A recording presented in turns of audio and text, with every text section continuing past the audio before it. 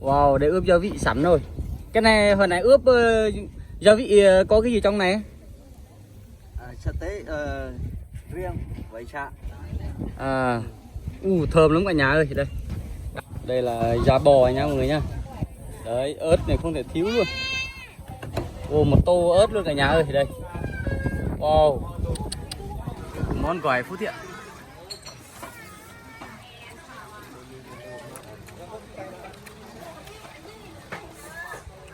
Này mọi người à. Dài, thịt heo đủ dài.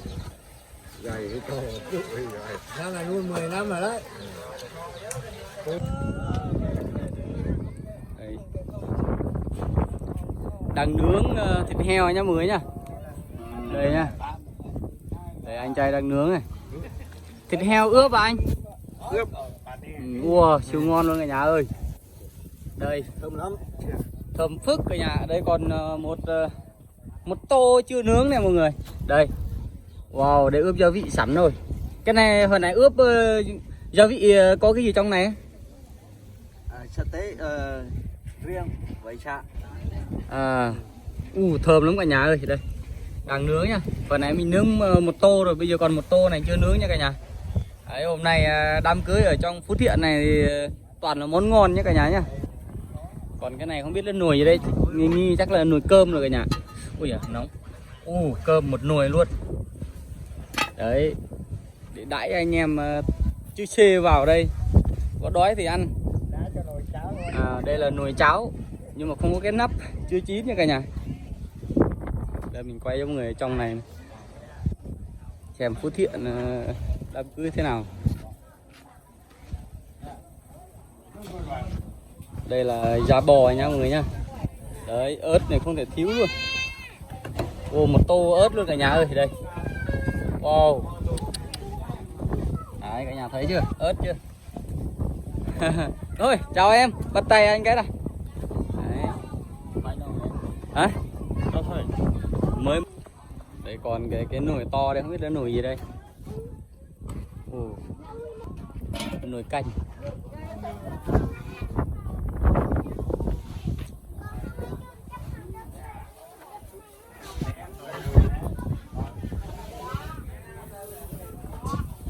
Đây là rau bí nha mọi người.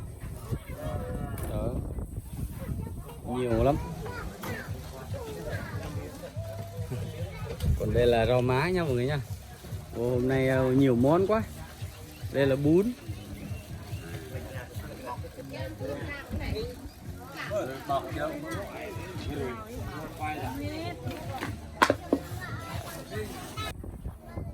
Đang làm gì đây? Làm chế biến nước mắm. Nước mắm chấm đồ nướng hả? Ok, chấm đồ nướng tuyệt vời luôn. Mới cái mắm thôi, không có gì hết à? Cái này vừa mới thấy cái bịp ở đây giờ nó họ mang đi đâu để biết. Trong kia kìa. Vừa lên xíu về quay về làm nước chấm.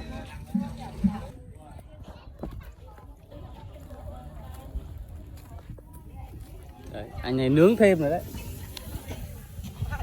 Bên kia chắc chín rồi đó.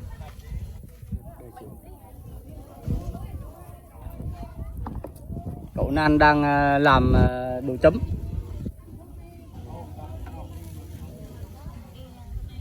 Ngon chưa cả nhà ơi. Đã chưa? Đám cưới Phú Thiện nha. Từ chỗ mình chạy xuống Phú Thiện thì cũng gần thôi. Chạy 1 tiếng đồng hồ thôi cả nhà. Chị đó, nóng lắm à? Nóng chứ. Ôi, anh Hiệu có cái cây này mát thực ấy chứ. Đây này nó trồng hồi lâu rồi giờ. Không mát được. Đấy, 20 quả về ăn kìa, có trái đây kìa. Đó, đây kìa. Đây có trái rồi. Cây này là cây gì ta? Có choi moi hả? Choi moi hay là chầm ruột? Chầm ruột. Cây chầm ruột.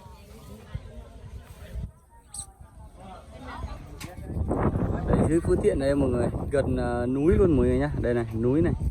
Từ chỗ mình đứng đây mà chạy qua núi kia thì cũng gần thôi cả nhà. Đấy, ở dưới Phú Thiện này thì chủ yếu là người ta trồng lúa nha cả nhà, lúa với lại khoai. Đấy, mùa này thì người ta đang cày để chuẩn bị trồng khoai hay là trồng cái gì đó, đậu gì đó mọi người. Ở dưới Phú Thiện này đất toàn là nước cho nên là người ta không có trồng cà được, chỉ có trồng lúa thôi cả nhà nhé. Đấy. Đấy, mấy anh em đang nướng này. Chờ nướng xong là anh em mình ngồi nhâm nhi thôi. Đấy. Lâu quá không gặp anh em xuống đây đám cưới. Nãy cái này mình nướng trước chín rồi cả nhà. Đấy làm miếng thử. Không biết là mấy ông kia nó trộn gia vị có hợp không? Có được có ngon không? Bên kia vẫn còn đang nướng chưa chín. Đây làm một miếng to luôn cả nhà nha. Đây mời cả nhà nha. Ừ. Đấy cái da chín rồi kìa.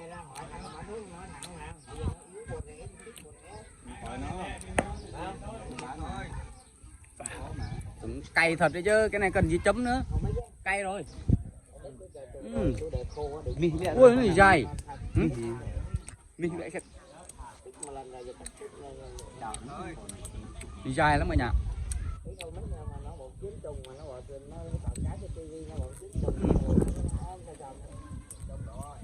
Như thịt heo rừng á. Đúng rồi, dài. Dài quá. Bố hôn ninh nhìn đấy, bố rêu à? Bơ đeo.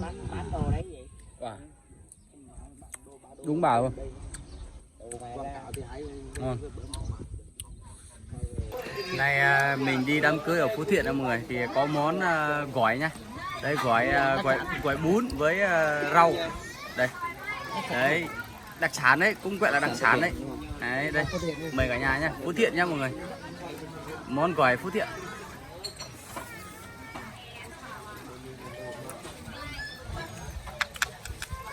Cay tí thôi. Hơi cay. Nhưng mà lạc chưa đúng gia vị. Nhưng muốn ăn được vẫn ngon.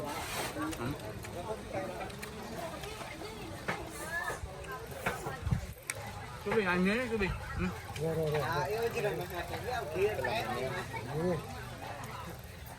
Ngon quá không ngon. Được. Đây. Mới được vài người qua thôi nha mọi người. Chưa đến giờ. Đến giờ là đông người lắm á. Hiện tại bây giờ thì được có vài người thôi nha. Còn bên kia là phụ nữ họ đang làm đồ ăn nhé mọi người. Đấy. Còn bên con trai mình thì có người thì ngồi uống nước ngọt đây. Đấy mùi đây. Món này là món tươi. Thịt heo tươi. Bên kia thì có món đang nướng nhưng mà chưa chín nha cả nhà.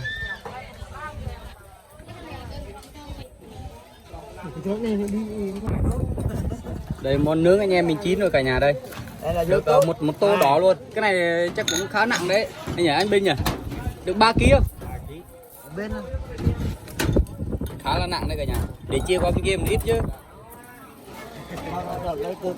lấy miếng này. Lấy một miếng này. Miếng này. Tô nữa. Chia vào đây.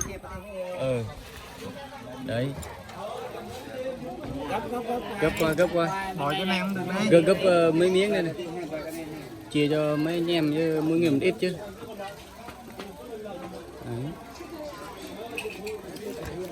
Phải chia chứ cả nhà nhá. Đấy tại vì mùi là mùi bén mà phải chia chứ. Đây nó đi phục vụ bia không? Làm miếng đi. Cái nào vừa không? Vâng. Đấy. Rót bia cho mình uống luôn, mình uống. Cái này nó đủ gia vị không cần chấm nữa. Đây cũng có chén ớt này. Chấm. Anh Hiệu làm miếng đi anh Hiệu. Cắn miếng đi.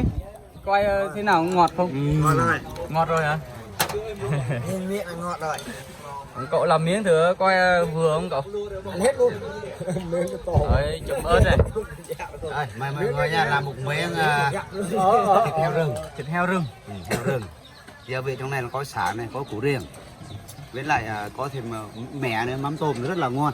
Giờ làm một miếng để xem. Mời mọi người nha. Dài, thịt heo rừng dài. Nó là nuôi 10 năm rồi đấy. Cũng được 10 10 năm rồi. Heo này nuôi 10 năm rồi. Chọn thêm cà nữa. Có chuẩn rồi, 10 năm rồi. Già chắc đen. Tuyệt. Mấy cà phê kêu không? Đâu, nó ngọt ngọt. Đấy. Cái này có chanh á, bóc xuống miếng này. Chua còn ngọt. Giờ anh em mấy người nha cả nhà, nhưng mà vẫn chưa có mới có ít người thôi cả nhà. Nó đâu có quả chanh nữa. Chanh đâu? Bàn bên này thì đang ăn cơm nhá mọi người. Ngoài chung Ngon không? ngon. Ăn bánh mùi chứ ăn đi chưa? Không, chịu đi xe máy mà. Gấp thịt ăn chứ, ăn rau rồi. Chú Bình thì ăn canh hơn. Lý là canh bổ canh. Ăn canh bổ canh.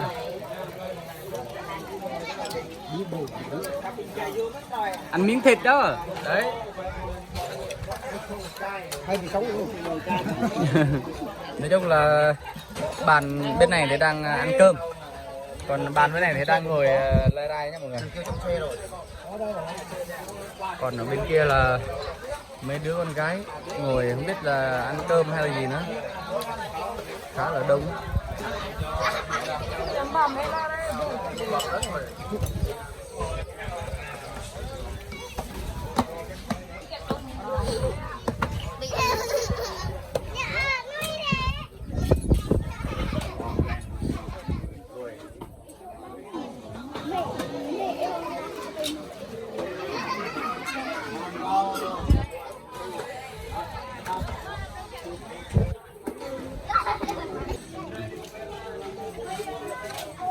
Trong này là không gian bếp nhé mọi người, đang ăn cơm.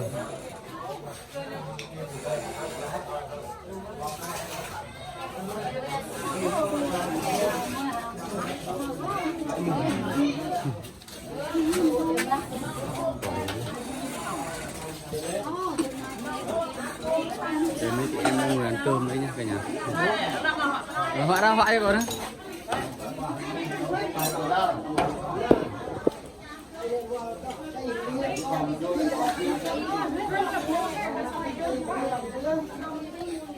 Đây cũng là món đặc sản đấy cả nhà nhá. Đây này, món gỏi nha cả nhà. Đấy. Đây nữa này. Nhiều món lắm.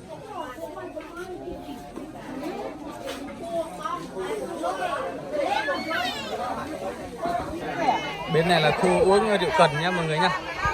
Đây. Rượu cần là 8 cái rượu cần luôn.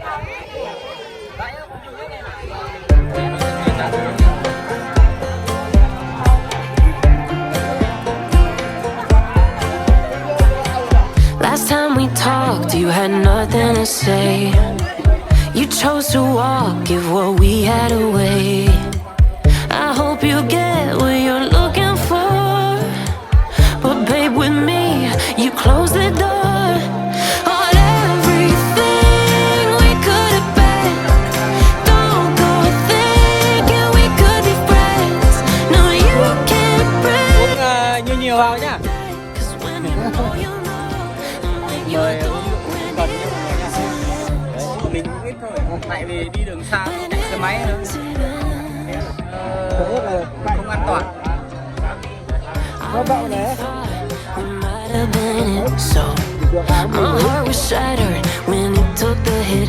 Oh, I can't imagine doing all that again, even for one night to see where it went.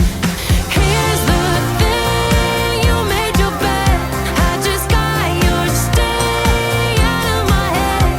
No, you can't bring us back from the dead, 'cause when you know, and when you don't, when it ends, it ends.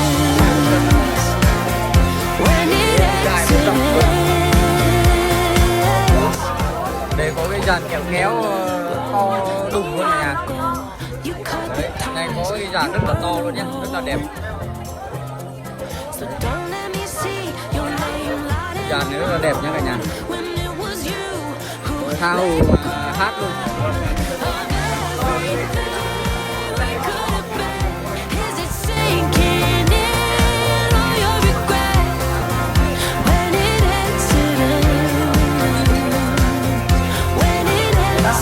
là thuốc thì mình